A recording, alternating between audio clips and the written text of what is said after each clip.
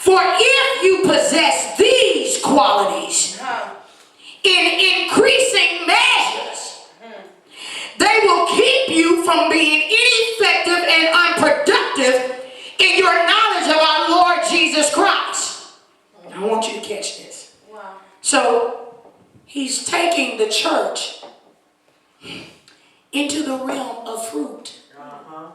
Amen. Amen. Same thing God is trying to do with us now. To take us outside of just our gifts and what we think we called to. Yes. Because gifts and callings are without repentance. Yes. Meaning God not going to take it back because he gifted you or called you. Amen. Meaning he gave you gifts and callings, and even if you don't receive him, you can still operate in them. What am I talking about now, Jesus? When you see somebody ungenerated, unsaved, have the ability to build a Fortune 500 company from the ground up, that's an apostleship on them. Without Jesus, without the presence of the Lord, when you see somebody that can build people up and make them wealthy from the ground up, that's like a kingly type anointing that operates apart from Jesus. Lord have mercy. I'm trying to get somebody to see what the scripture's saying. So now, here you got these people with these graces and these giftings and these callings that are given to them. And God said, I'm not going to repent or take it back because I gave that, I put that inside of them. See, that's why you can have these rappers and different people that blow up to this status and they can thank God openly because he's not going to repent. He gave them the gift to do what they're doing, but they did not use it for the Lord. They did not give the gift back to him. That's good. Do you understand what I'm saying? I feel something breaking in the room spirit. And so, now they can freely have God on their lips and think that God has blessed them in some capacity. No, you just function in what he put in you. That's good. He ain't gonna repent. That's why he said in the scriptures, Jesus said, why do you call me Lord and you don't do what I say? Why are you saying, Lord, Lord? I prophesied in your name and I cast out devils, and he said, I never knew you. Why? Because you did not bring your gift. You didn't come to me and make your body a living sacrifice so I could purify your gift for my kingdom use. You didn't do that. So I'm not going to repent. I gave you your gift. Do what you want to do with your gift. But guess what? You're going to be what weeping and gnashing of teeth is. All with all that gifting that you had. Because you did not give the gift back. You didn't take Isaac up and slew him. Get ready to slew him for me. Wow. Amen. But whoever does not have him, and what is he talking about? All of these attributes, all of this fruit. Whoever does not have them is nearsighted and blind, forgetting that they have been cleansed from their past sins. You see? So he's saying if you don't have these qualities of his divine nature, so if you ain't in the divine, you in the flesh. Wow. Amen. Yes, God. I'm telling you, when I think about that, it still sticks with me from the prayer training, when we did the prayer training. Here you had Cain give the Lord whatever he felt like giving the Lord, like he was doing the Lord a favor when he asked for offering. Abel gave his best to God, his all to God. And God exalted Abel because of that. He told him, well done because of that. But I wish somebody pay attention to what took place. Cain did not stop functioning in his gift because he didn't give it to God. He went to build a whole city. After that encounter, apart from the presence of God. I wish somebody get that. So that's why it's so pertinent, us as believers, that we're truly submitted to God with everything that we're saying we're gifted to do according to his will. Amen. Because we can build monuments apart from God.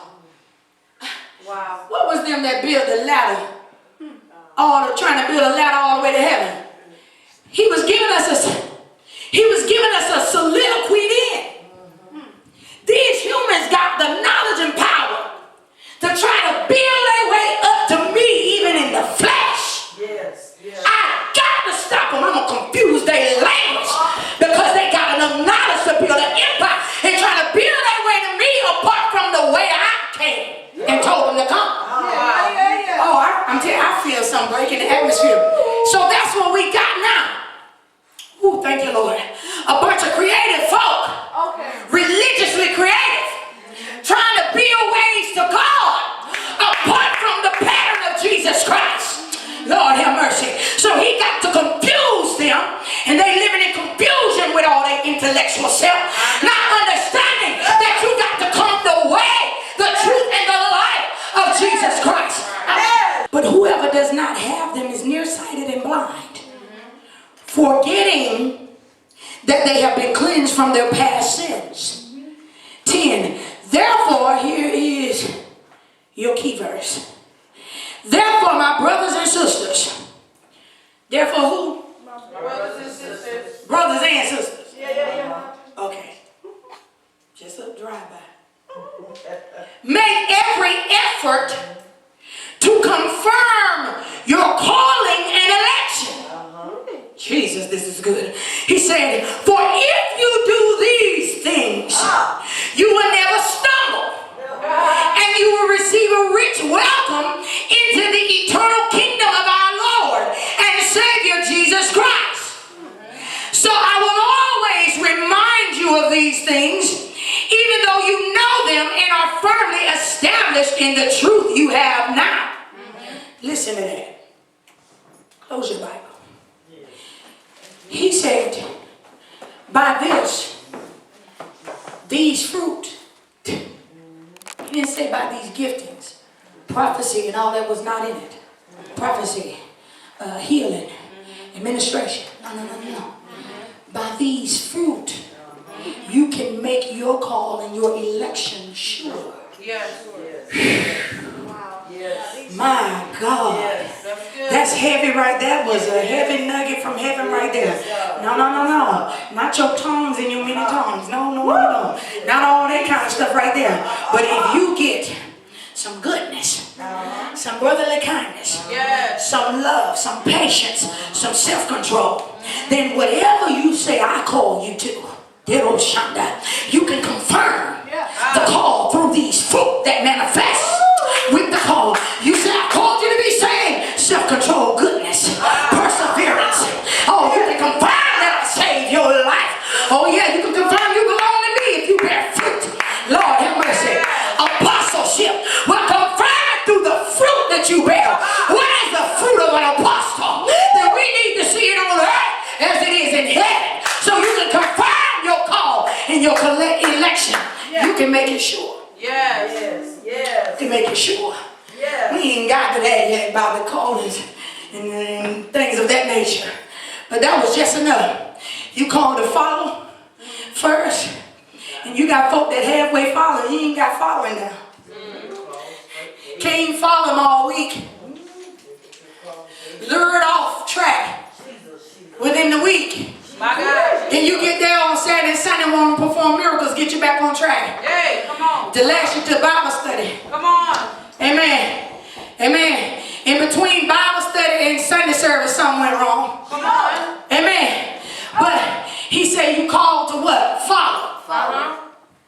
Then you called to what? Deny you. Deny you. Meaning every chance, every opportunity to come to deny what you want to do and how you want to respond and how you want to act and what you want to do. No.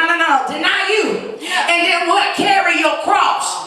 Carry your death around all day long to remind you that you're dead to the flesh.